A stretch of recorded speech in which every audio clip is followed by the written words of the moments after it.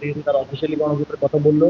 নির্বাচনের দিন আমরা দেখেছি তাদের এজেন্টরা দাঁড়িয়ে দাঁড়িয়ে না ভোট দেওয়ার জন্য কিভাবে প্রচারণা করেছে, আপনাদের মিডিয়ার মাধ্যমে আমরা দেখতে পেয়েছি যে আসলে গণভোটের হ্যাঁ ভোটের যেই বক্তব্য তারা উচ্চ পর্যায়ে থেকে দিয়েছিল সেগুলো আসলে আইওয়াস ছিল। মাঠ পর্যায়ে তারা না ভোটের ক্যাম্পেইন করেছে, কিন্তু এই এত ষড়যন্ত্র করেও আসলে না ভোটকে বিজয়ী করতে তারা সক্ষম হয়নি। আওয়ামী লীগও না ভোটের পক্ষে অবস্থান নিয়েছে, তারা প্রচারণা করছে, কিন্তু তারা না ভোটকে বিজয়ী করতে সক্ষম হয়নি। এবং গণভোটে প্রায় 68% হ্যাঁ ভোটে পক্ষে জনগণ রায় দিয়েছে এবং হ্যাঁ ভোট বিজয়ী হয়েছে।